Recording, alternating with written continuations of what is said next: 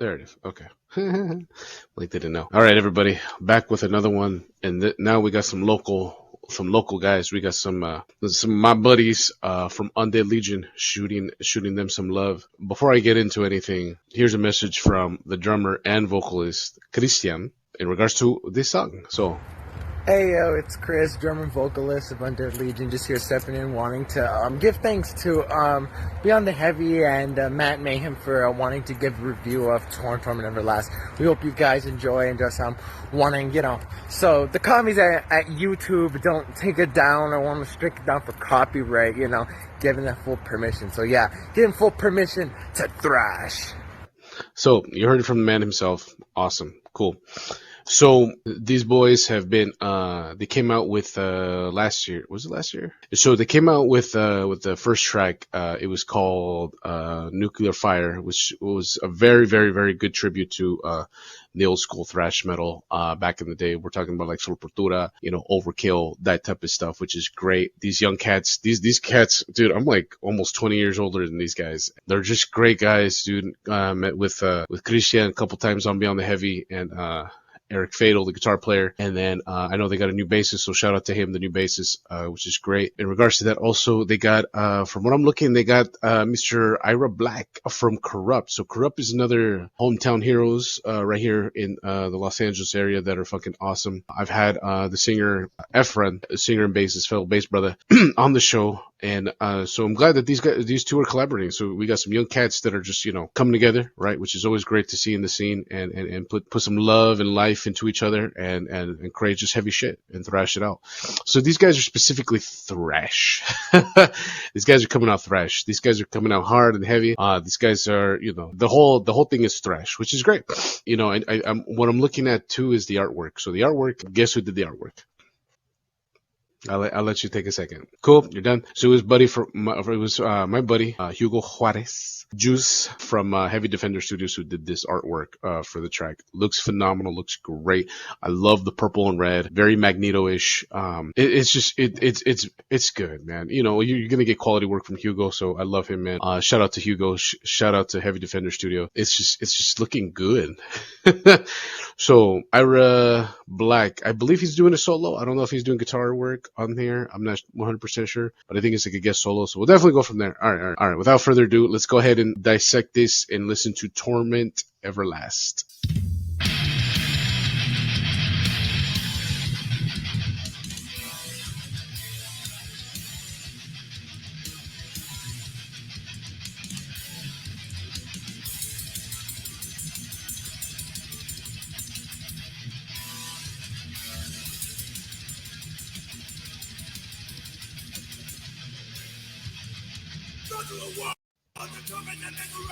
So right off the bat, the production is a very old school production. Christian, man, I know you love the old school stuff, man. Maybe some analog stuff going on.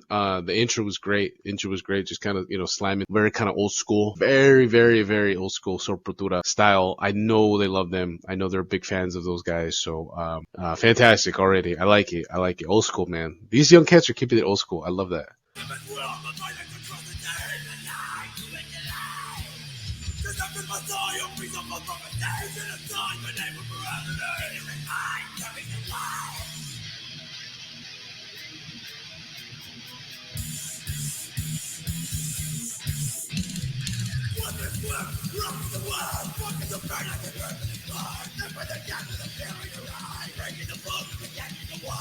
Mosh, right? Just fucking get that, love it, man. Really good. You could hear the bass. Bass is like right there. It's good. It's thunderous. It's in there. I like it a lot. I like what I'm seeing. I like what I'm hearing.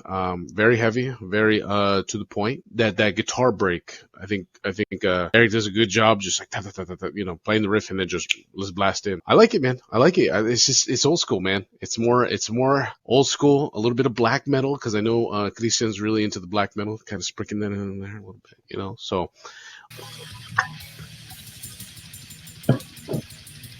makes me want to do that. Makes me want to show you.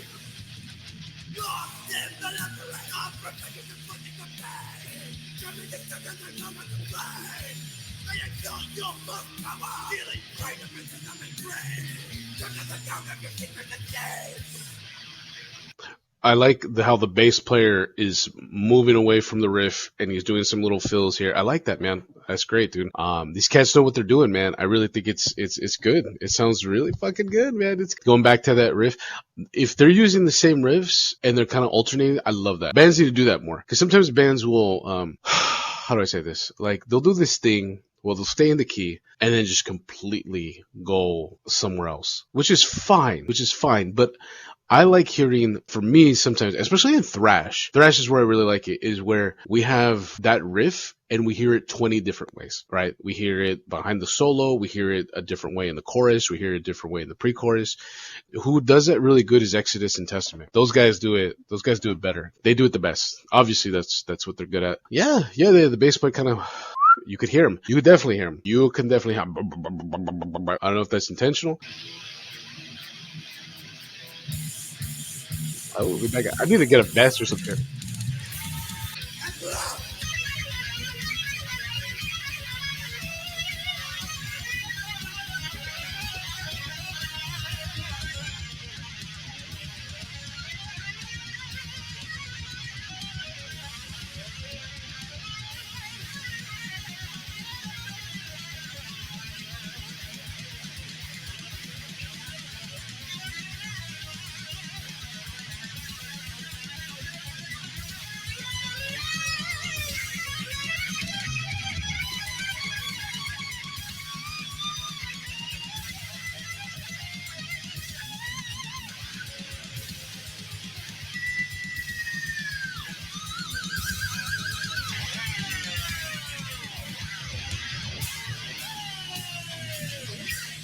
Ooh. Ooh. Coming with the slam. I like that. Solo, perfect length. I think it was great. I see, I was like looking for when to stop it. I was like, fuck, couldn't stop it because I got to hear the solo. I don't know if that was Ira. I don't know if that was, who did the Mr. Fatal did the solo. Either way, it sounds great. And kudos to them for making the solo really long, extensive, building to it. The solo had a story within itself. I thought that was great. I could only imagine this live. That would be fantastic to see this live. Maybe Ira comes up and does the solo or something. That'd be great. The solo had a story to itself. I think that isolating that would be great. Kind of just hearing that, like, nice little tidbit for the people that like production shit. It had technique. It had the whammies. Big fan of the whammies. Shout out to Eric again. Fantastic. It was great. It's great. And then they came in with the Denny's Grand Slam. The Denny's Grand Slam. They're like, okay, we're gonna get out of this solo. And then halftime, I went all ape shit. I went.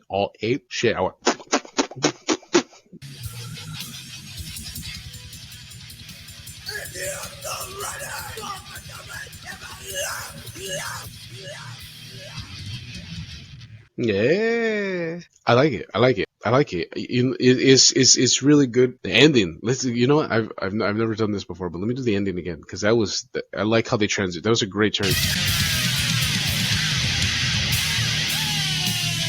That's right. Ooh. Yeah, that transition was nice. It was a very good transition. These cats, pros and cons. Cons. Sorry guys, you guys are my boys, but I gotta throw some cons. Gotta be fair to everybody, all right? Cons. The bass needs a little bit more treble. I think, fantastic performance. This is just a production part of me. All the performance was great. I think the bass needed a little bit more clank. That's just me, and I like hearing my thrash with some clank, right? You got your Dave Ellison, Didi from fucking Overkill, Frank Bello, some clank, I don't know if this bass player uses his fingers or or if he uses a pick. I need a little more clank in it. Other than that, you could hear him. That's why I think maybe it's a little too much for me because it's just too much rumble. It's Other than that, bass drum maybe a little bit more a little bit more, because I know he's busy on the feet right there. More tap to kind of have some clarity, but other than that, still sounds great. Still sounds old school. And I think that's what they were going for, which is fantastic. Pros, the song was great. Keeping it to very minimal riffs, not too many. The song's 3 minutes and 32 seconds. Slams right from the get-go, slams you right in the face. Chorus was great. Solos were great. And I think there's like 2 solos on there. 2 or 3, right? Or some lead parts. It was just great. I think Ira did a fantastic job, man. And he knows what he's doing, especially with, you listen to Corrupt, he knows what he's doing. Mayhem rating. Oh man, this was tough. You know what? I'm not just because they're my boys, not because and I'm gonna give it an 8 out of 10, and here's why. I'm gonna give it an 8 out of 10. Here's why. Because I know, maybe it's because I know them a little bit, but I know this is what they were going for, right? This is the style, this is the sound, this is the vision that they specifically wanted, and they nailed it. I know for a fucking fact because talking to Christian, talking to these cats, and listening to Nuclear Fire, which kind of opens the stage for this song, which is a great follow up. They wanted this style, right? They nailed it, right? And that's really, really good. I think that's, as a musician, you want to nail the vision that you have in your head. And I think that's what they went for in this, and they nailed it. It wouldn't have been, the reason why I didn't give it a 10 is just, again, production, a little bit more clean, but that's me. That's just a me thing. Other people could love it, other people not. Either way, it's a fucking slam. It's a Denny grand slam. That ending though, that transition out of the solo, chef fucking kiss, dude. Oh, these cats, man. These young cats. I'm so fucking excited to see what else they got, man. I know they're dropping singles like hotcakes, and then these motherfuckers work at Denny's. These motherfuckers work at giving you grand slams and shit. Yeah. So no, congratulations, these guys. I love the new track. It's great. It slams. I've been waiting for like a week to do this shit. Came out like last week or something. I'm like, fuck. But yeah, it's great, man. It's great. Tell me what you guys think of it. Go follow them. Go support them, right? Go follow them on the socials, Spotify, here. Buy the t-shirt, buy the whatever they have, go buy it. Go support heavy music, man, especially these young cats, man. So, bye.